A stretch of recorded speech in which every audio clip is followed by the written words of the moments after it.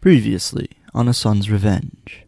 Our young hero, Eli McCain, made his way to the capital of Toulon to begin his studies at New Joseph University. There he met Astrid and Walter Finley, as well as an old friend of his parents, Professor Jones, who gave him a very strange gift. A gift that would unlock mysteries and answers. For during the Founders' Day game, he was struck with a vision of his parents' murder. There was nothing, no passing of time, no sound, just Eli's thoughts swirling, racing all around him, yet standing still all at the same time. There was no pain. There was nothing. The numbness consumed him. The white was washed away in the wind, and light streaked across the sky. Blades of luscious green grass sprang up and raced across the emptiness, while grand rolling hills stretched on as far as the eye could see. Peaks of stone raced into the sky, growing gray till they became white as snow. Tendrils of light spiraled, weaving and twisting into the sphere of the sun, dousing all the land in its warmth. Eli! That voice was like honey to his ears. He longed to find its owner. Far off, a house tucked away in a thicket of trees could be seen, with smoke curling out of its chimney. The ground faded and the light shifted, drawing him closer to the house. Eli now stood staring at the front of the house with its wooden pillars and large open windows. A gripping chill filled his mind. The light lost its warm yellow hue, changing into the pale dark blue of a summer's night. Eli whipped around, only to find rolling hills and tall trees, though without their warm hues. It floated to him like a whisper on a breeze. A harsh white light emanated from deep in the trees. He felt its call, its pull. The hills rolled alive, cracking, slithering, drawing him in. He could do nothing, feel nothing but fear. Eli. Those words were like fire consuming all thought, drawing life back into the world. He felt the warm touch of a comforting hand rest upon his shoulder, turning him around. The loving green eyes of his mother met him. A gentle smile spread across her face. My goodness, how you've grown. Mom? Is it really you? Yes, I'm here. I've missed you so much. And I have missed you, my sweet goldfinch. Where's Dad? I am here, my son. His father stood with his signature goofy smile and solemn eyes leaning against the doorpost. A red book with a four-pointed star adorning its face was grasped in his hand, the same one as above the cave door. Moving from his place in the door, Jason closed the distance between them and wrapped Eli in a breathtaking hug that could crush bones. The book was gone. Setting Eli down, he took a look at his son. You look more and more like my old man every day. So do you. Well, what can I say? It comes with age. What is this place? It's home. But you guys are... Yes, we are. But that doesn't change the fact that we are home. And that's wherever you are. What happened? What were you guys doing? We were attending to some important work. Some work we left unfinished. What was it about? Our world's legacy. Once more, Eli was grasped in the clutches of fear. The color drained from the sun. A hand that chilled him to the bone grabbed him. Like a raging beast tearing into his flesh, all thoughts, dreams, and hopes were torn asunder. Left bare to the wrath of the elements, stone was ripped from stone, crashing down all around him in a torrent of wind and rain. The visions of his parents faded. He could only hear them in his mind. A legacy we need you to protect. But how? I'm just some kid. You are much more than that. What if I can't do it? You must succeed. Things have been set Into motion. that never should have. Things you must prevent from coming to fruition. You must fulfill our work. And undo What has been done. The clench of fear eased as he was filled by the warm embrace of love he once knew. It led him into the blinding light as the world crashed down around him. The empty void whirled around him only to settle into the dreaded stone walls of the cave. Grief stung his eyes as tears welled up. A stinging pain shot through his heart. Laying at his feet were the lifeless forms of his parents. The pain and grief overwhelmed him as he peered at the ghostly faces of his parents. A hint of red caught his eye. Looking closer, the same red book was clutched in his father's hands. Eli made out 4 symbols: a hammer at the top, a ring to the right, a flower to the left, and at the bottom, the very key he now held. The wind rose up, crushing the cave. As the vision was ripped away, warmth and comfort embraced him. We believe in you, our son. Follow the clues we have given you and complete our work. The horrid taste of gun smoke and blood faded away as the world shifted back into the empty void of thought. Tendrils of light crept into the void. Flaring to life, pain scorched through it, consuming it all, squeezing, strangling it till it couldn't hold on any longer. The void shattered like glass, and the physical world wrapped itself around him. White walls surrounded him. Light pierced into his mind as it flooded in from the windows. People dressed in white surrounded him, pinning him to the cot. Sweat trickled down his back, soaking into the white silk robe he was wrapped in. It's okay. You're all right. You're safe. Where am I? You're in the infirmary. Here, take this. It will help with any pain you might be feeling. Pressing a cool glass vial to his lips, Eli felt the thick, tangy mixture slide down his parched throat. How do you feel now? A small nod was all he could give as the medicine went to work. What happened? I was going to ask you the same question. Eli's tense muscles eased at the familiar voice. Rolling his head to one side, he could just make out the professor sitting stiff-backed in the corner of the room. His voice sounded softer than before, younger even. You're here. Why, of course I am, my boy. Now do tell me what happened out there. I'm not really sure. Well, can you tell me anything? Do you remember anything? What happened before you passed out? Well, I'd been having this strange feeling the whole game. What kind of feeling? A weird tingling feeling. Then I went to grasp the star, and I saw... Eli looked back at the 2 healers writing down notes and muttering in the corner. Mistress Sateva, could you excuse us for a moment? Yes. Come along, Arthur. We have other patients to see. The 2 healers gathered their things and left the room muttering back and forth. Closing the door as they went. So tell me, what did you see? I saw my parents. Your parents? How? I'm not sure. It was like some kind of vision, but way more than that. I saw how they died. The professor went stiff. Tension and panic radiated from him. He leaned forward as his eyes dug into Eli. What did you say? I saw them get murdered. The professor froze at those words. Shock covered his face. So, were they murdered? No, they died in an accident. The professor's lips quivered as his eyes darted every which way. Eli could see his thoughts racing in his worried eyes. Sweat dripped down from his head. You knew, didn't you?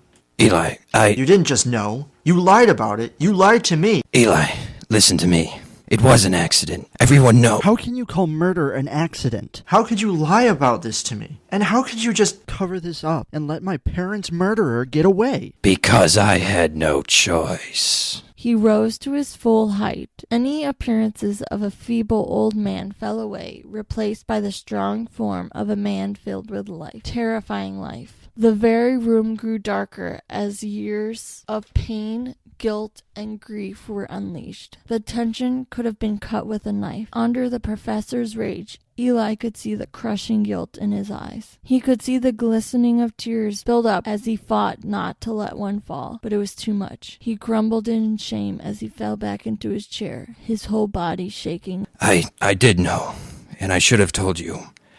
But I was scared, and you have to believe me when I say I wanted to tell you.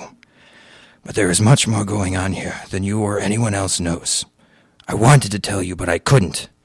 You must understand that. Why couldn't you? What was so dangerous about what my parents were doing? The work they were doing wasn't dangerous. It was the people they had to cross to do their work.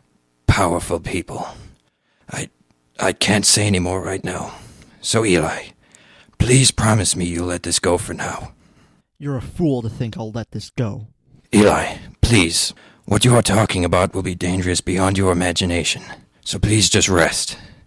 You have classes tomorrow, and you need to be prepared. So please, just don't do anything until we can talk more. Please. This was no small matter to brush aside, but the pleading fear in the professor's eyes turned Eli's heart. He would never let it go, but he would wait. I promise. As long as you promise to tell me the truth. I will. I promise.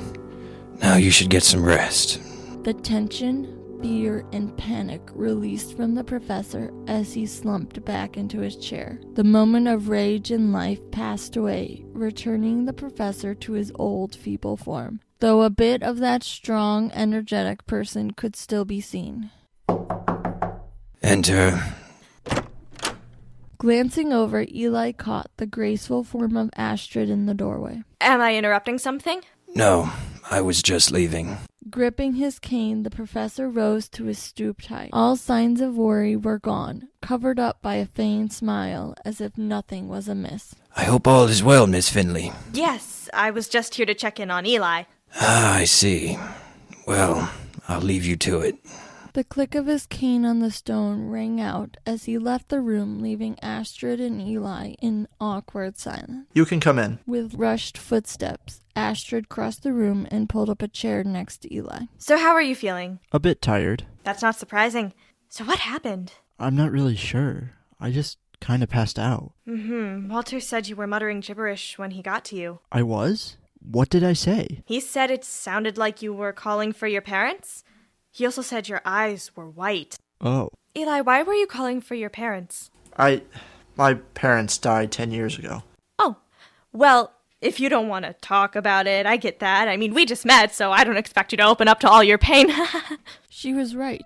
They had only met a few days ago, yet it didn't feel that way. It felt as if their lives had been intertwined forever. Her mere presence eased the pain that dwelt inside him. It felt like a warm summer breeze blowing by, filling your head with thoughts of sleep. The ache in his chest released as memories of his life drifted by. The picnics his parents would take him on, the games they used to play, all so peaceful. Slowly and peacefully he drifted off to sleep.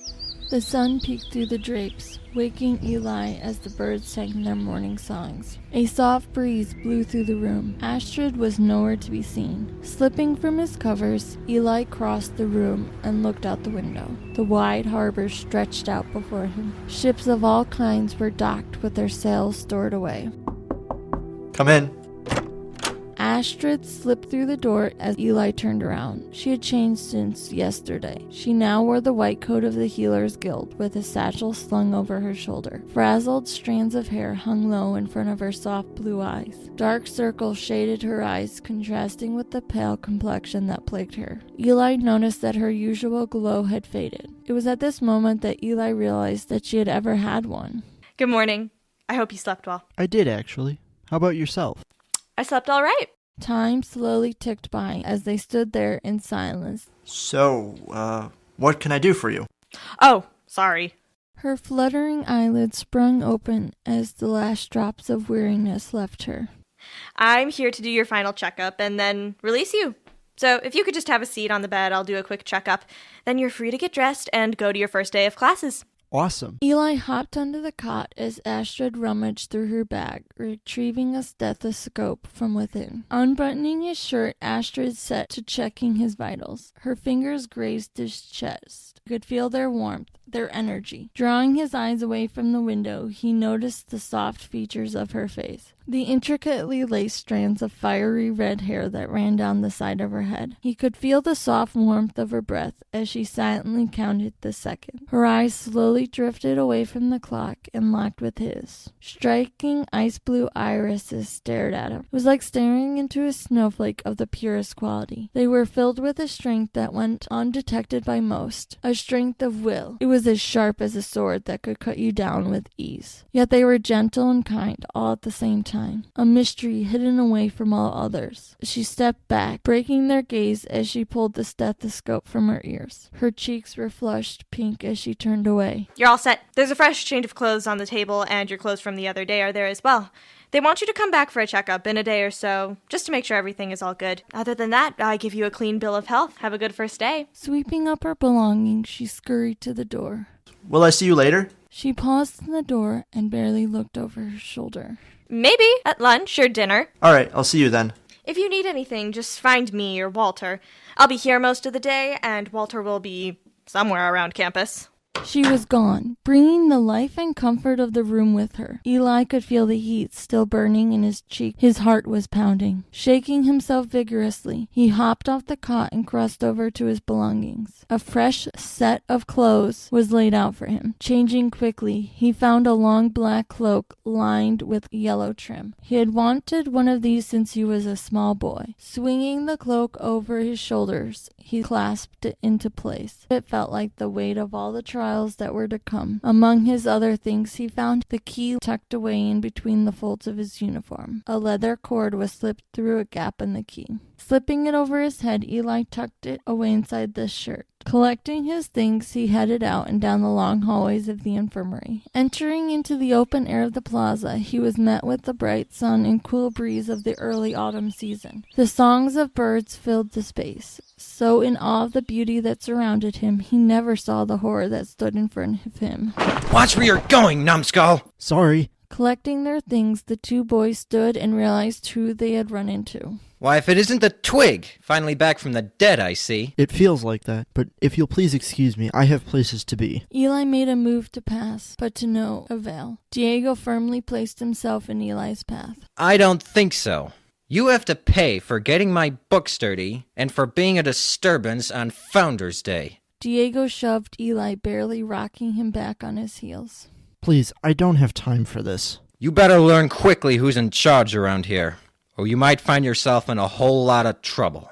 Diego, I thought I told you to stop harassing your fellow students. Diego's smug expression fell like a rock in a river. His shoulders dropped as his eyes became fixated on the pebbles surrounding his feet. The regal form of the Lord Professor towered over Diego like a soaring tree, giving shade to a frightened bird. Standing just as tall as the Lord Professor was a man of the same qualities. The same short-cut raven hair was slicked back in contrasting directions. The same shaped nose stuck out from between those dark hazel eyes which were shaded by thick brows. The only difference between them was the full beard of the Lord Professor and the lonely mustache and goatee of the other man, along with the speckles of gray sprinkled into DeVoe's hair. Looking at all three, it was unmistakable that they were father and sons, though the older man had all the qualities Diego didn't, with his tall, slinky-like appearance and shallow face. You did, Father.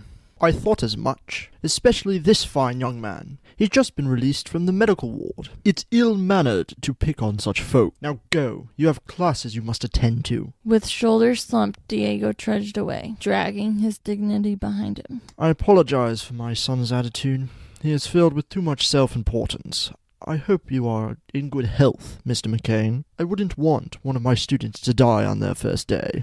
I'm doing well, thank you. Good. I hope you will be able to catch up quickly with the rest of your class. I will do my best, sir. I would expect nothing less. Have a good day, Mr. McCain. Turning back to his original course, the Lord Professor and his elder son continued on, in the direction of the Great Hall, leaving Eli in utter disbelief. Roaring laughter broke the silence. His stomach groaned as the sweet, savory smells of the food hall wafted by. In a rush, he headed down the path. Passing through the door, Eli was bombarded with the joyous clamor of students. Did you see what happened to that kid? He just passed out in the middle of the game. And so close to winning too. That's got to stink. Eli could only guess that they were talking about him, but they had no idea how insignificant the Founders game was to him now. Filling his plate, he found a quiet corner of the room to eat his meal. They all seemed so happy, like they didn't have a care in the world, while he sat here with the crushing truth about his parents and this fear of what the nation's legacy was about. Cleaning the last crumbs off his plate, Eli headed out towards the Explorers Guild. Reaching the entrance hall, he found hundreds of students making their way into the main hall. Following the stream of students inside, he found the room abuzz with excitement. I can't wait till we cover the Dark Times. It's always fascinated me. I've always found the Cotton Age more interesting. Why, that was like yesterday. As he made his way through the room, Eli caught several students glancing his way, no doubt recognizing him as the kid from the arena. As Eli found his seat, the reality of where he was and what he was doing set in. This was everything he had ever dreamed of, yet it no longer had the joy he'd hoped for. Thoughts of the cave and the knowledge he now possessed made it nearly impossible to find joy in this moment. Hundreds of questions plagued his mind. Questions about his parents' mission, the nation's legacy, the key, and what did his father mean by Follow the clues we have given you. He knew so little of what was actually going on that he didn't even know what was a clue or not. Questions, grief, and hatred thundered in his head like raging storms. And at its center was the red journal. It must be important, but where could it be? He didn't know and didn't have time to think about it as Professor Jones entered the room to begin his lecture. Welcome to Archaeology 101. As I said yesterday, this class is the basic class all members of the Explorers Guild are expected to learn. In this class, you will learn about our nation's history and our goals for the future, along with the core values of the Guild. Will we have any field work soon? Probably not anytime soon. Most field work is done in the second semester, but I wouldn't know for sure. Professor Shiro Popov covers field work. I deal with history and expedition records. So let me begin by going through a brief history of our nation and how we use the lessons of the past to determine our direction going forwards. The professor wrote the dates 247 to 329 BD on a large chalkboard that hung on the back wall of the hall. Now can anyone tell me the significance of these numbers? You, in the back. They're the birth and death of Chief Denali. Close. It does have to do with Chief Denali, but that is not correct. Yes, Miss Defoe. What do these dates mean? The years of blessing.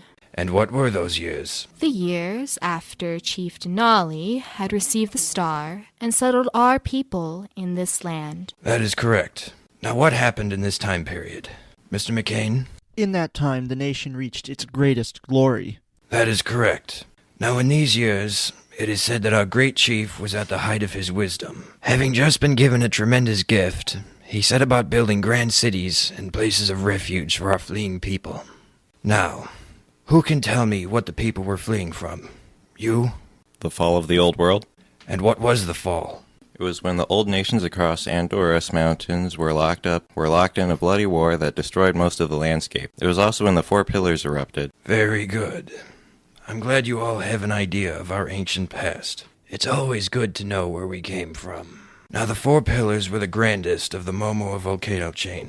Their eruption covered most of the land in darkness. If we could lower the lights, please. The lights in the room dimmed as several people went to work closing drapes and switching off the lights. Pulling down a large white canvas, the professor then adjusted a small projector which flashed to life, shining a bright map on the screen. Now this is what many believe the old borders looked like.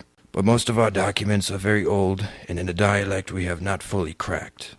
So after the chief brought our people to this land, he was visited by a four-winged eagle, which gave him the relic. With a flash, the map was gone, replaced by a painting of a tall, brown-skinned man dressed in the old garbs of state. Now as you can see in this painting, which I might add is the only one we have left of the great chief, you should be able to make out what we believe to be the star in its true form.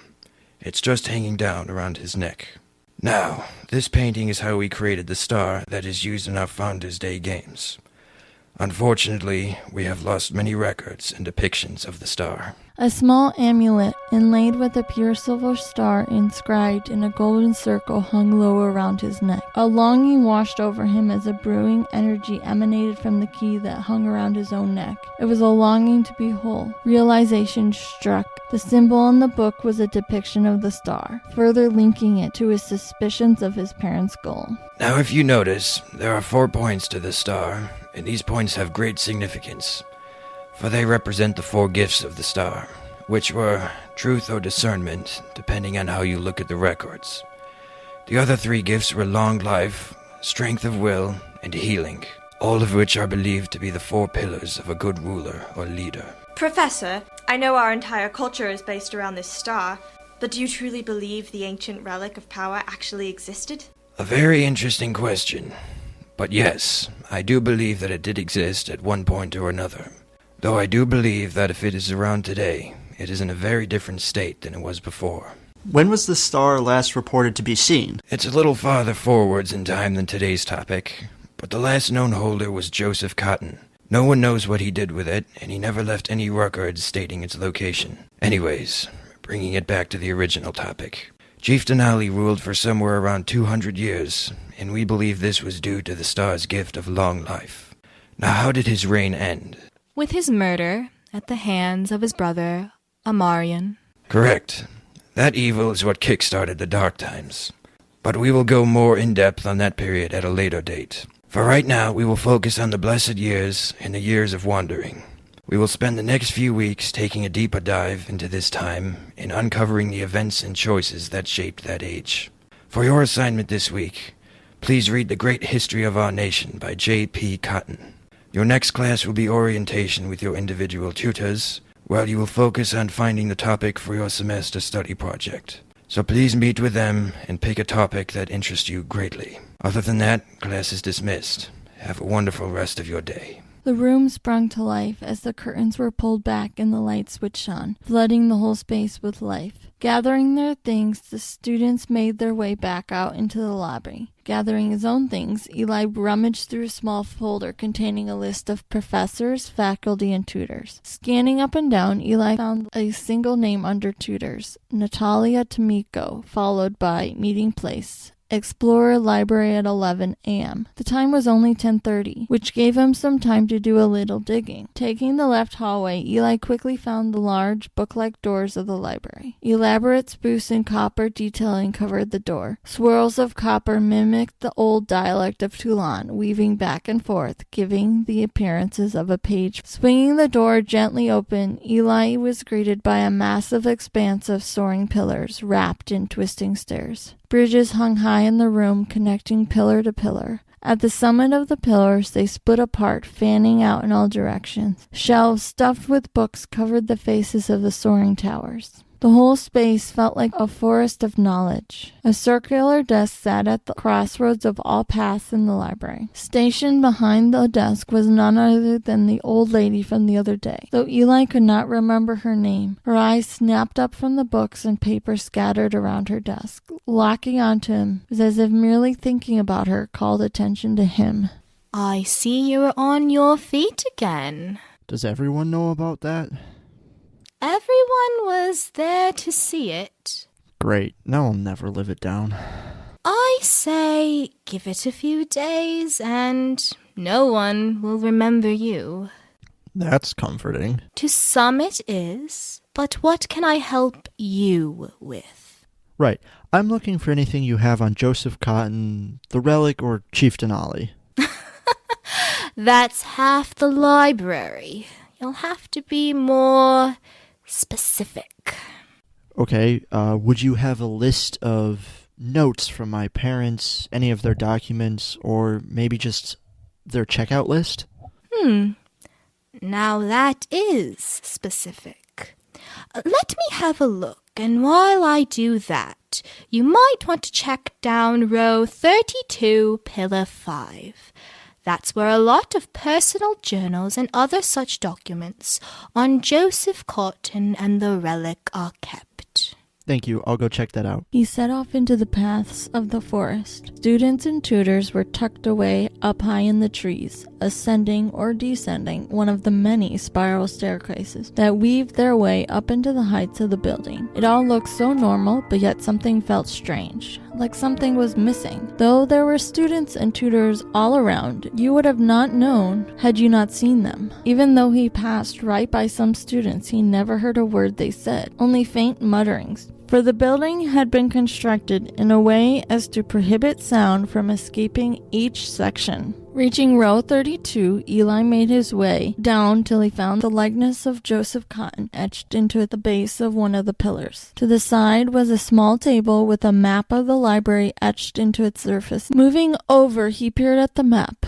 Every pillar had a name, date, or category labeled under it. The 4 surrounding pillars were labeled under Joseph Cotton. The pillars were well over 3 stories tall. It would take hours to search through all these books. Inhaling deeply, he unclasped his cape and set to work searching up and down the pillars. Most of the books were old declassified documents about the council or old poems or just recounting of events that happened during the construction of the Capitol. Eli found no hints or even a mention of the relic in any of the books he looked through. It looked hopeless, The world went dark. Energy pulsed through him, knocking him to his knees, nearly throwing him off the stairs he was climbing. His veins went up in flames as the key came to life, burning into his chest. It was as if fire had consumed his very soul. Raging, churning, longing, looking. Tendrils of pure light grasped around him, latching onto his temples. The world was wrenched open. It was as if a window had been opened before him. Inside was the red book, set upon a pedestal. All around it were boxes and shelves stacked with jars and chests. The room was shrouded in shadow.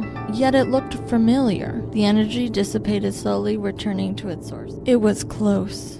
Now where could that be? Where would what be? The surprising sound nearly tore his heart in two. Several steps above him stood a girl with brown hair intricately laced into a large side braid. She was dressed in the traditional garb, though it was altered to her liking. Gold and black feathers lined the edging of her cloak. The once stark white fabric was stained more yellow than white. It had also been torn in several places. Topping it all off was a pair of copper goggles. It was the most chaotic look Eli had ever seen. I'm Natalia Tomiko, but you can call me Nat. You must be Eli McCain. It's a pleasure to meet you. And you, Natalia. It's just not. So, you have an interest in old Joseph Cotton? Yes, I used to hear stories all the time about him from my parents. Are you thinking of doing your year study project on him? Maybe. My parents always had an interest in him. I had more of an interest in the star. Oh, that sure is a doozy of a topic to pick.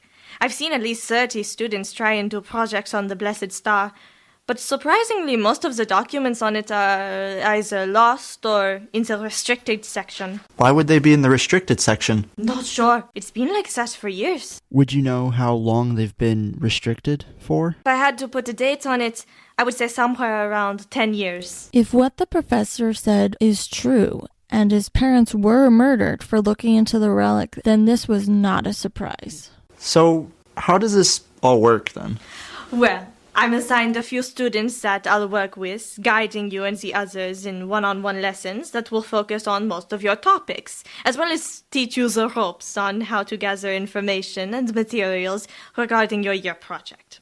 Once a day we'll meet up, either here or in my lab, where you'll shadow me and record everything you see. You could say it's like an apprenticeship. Oui, pretty much. And we pair the hands-on lessons with the general lessons we start with each day? Yeah, you got the picture. What kind of work do you do? I do a lot of things, but mostly a lot of tests with the healers, finding out if new samples are beneficial in any healing capacity, as well as some tests with the smiths, testing other items to see if they are explosive. That sounds like a fun job. Oh, it is. I do some fieldwork gathering samples from all over the world, but I only do that once in a while. I have a friend in the Healer Guild. Her name's Astrid Finley. Do you know her by chance? Oh my gosh, oui, I do. She's a good healer, that one. One of the best I've seen in a long time. She's got a good head and a strong heart, and always knows which thing to use in almost every situation. I got that impression when I was in the infirmary. Oh, right. Yeah, I saw that fall you did out on the field. It looked nasty. You have no idea. But I got away pretty unscathed. Yeah, you did. But anyways, we should probably get started.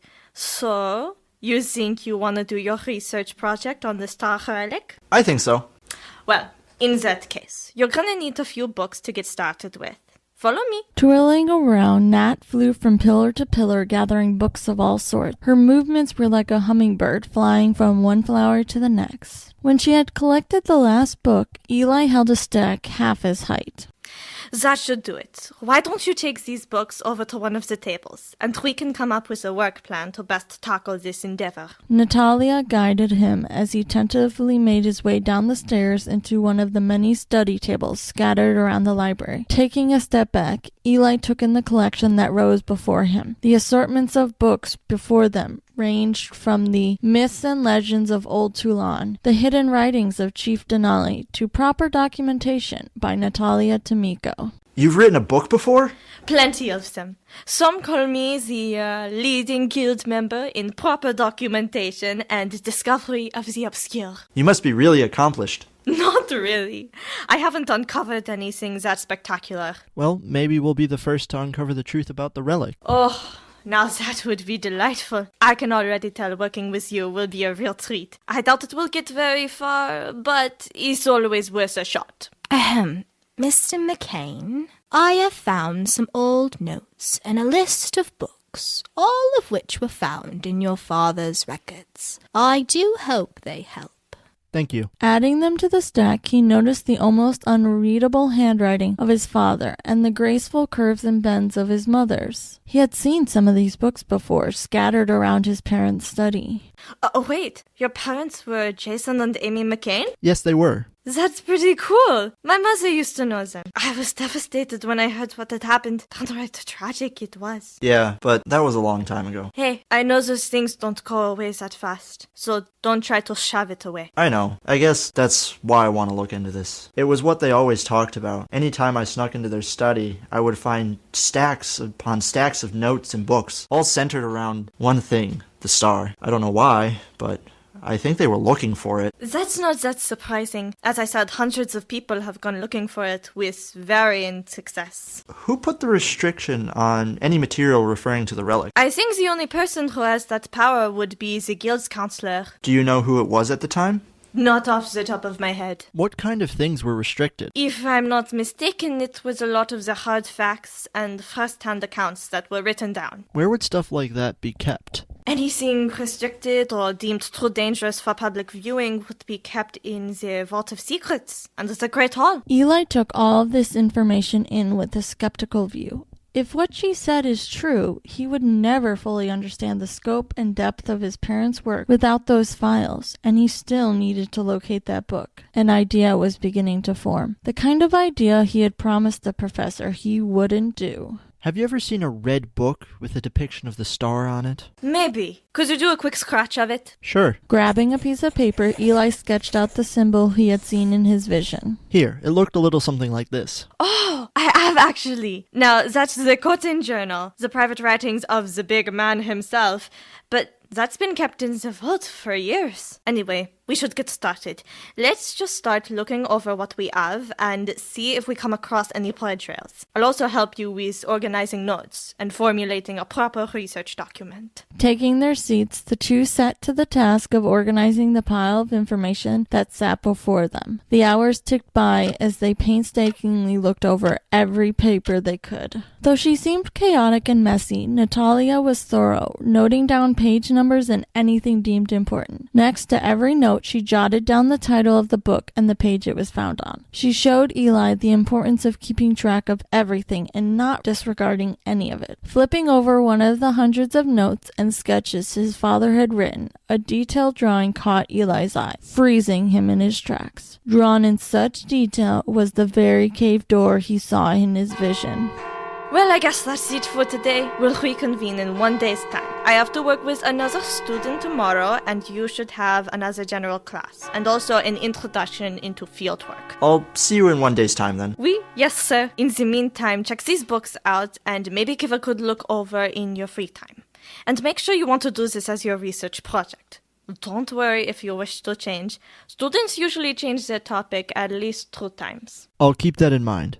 See you later. See ya. Collecting his things, Eli swiftly made his way to the front desk. In a matter of minutes, he was headed out the back door of the guild hall. Depositing his things in his room, he sat down to ponder how he might accomplish his plan. What he was thinking of was extremely risky and dangerous. Getting caught would most definitely mean expulsion from school, yet it would be a step closer to uncovering the mystery surrounding his parents' murder. He couldn't do it alone. He would need help, and only one person came to mind. Jumping to his feet, Eli flew down the stairs and raced back out into the evening air. Eli made his way to the food hall. Once inside, he set out to find any sign of his muscular friend, but he was nowhere to be found. A flash of bright red hair caught his eye. Sprinting across the hall as fast as he could, he came upon Astrid sitting with Jess, Sebastian, and a few people he'd never met. Hey, Eli! How was your day? Oh, Eli, there you are. Hi, do you know where Walter might be? If he's not around here, he's probably down the road at the Dancing Crutch. Why do you ask? Eli was gone. Slipping through the crowd, he rushed out the hall down the path and through the arched gate of the campus. Far ahead, he could make out the glowing sign of the dancing crutch. Pushing his way inside, he searched high and low for the hulking form of Walter. Now that's a good one. Walter was stumbling his way back to a table with an overly full mug of some strong drink grasped loosely in his hands. Maneuvering his way through stumbling and drowsy patrons, Eli made his way to Walter's table.